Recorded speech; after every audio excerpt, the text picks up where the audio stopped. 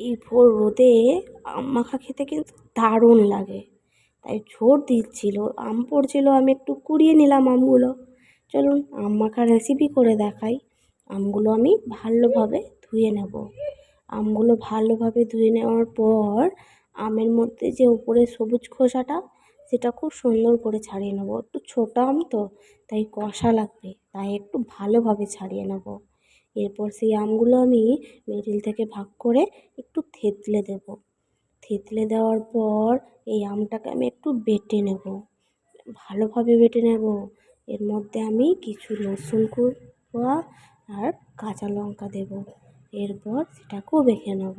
এরপর নুন, চিনি এটা দিয়ে ভালোভাবে বেটে ভালোভাবে মাখিয়ে নেব। এরপর ওপর দিয়ে একটু কাঁচা সরষের তেল, একটু লঙ্কা গুঁড়ো দিলে ইয়াম্মি ইয়াম্মি আম মাখা রেডি।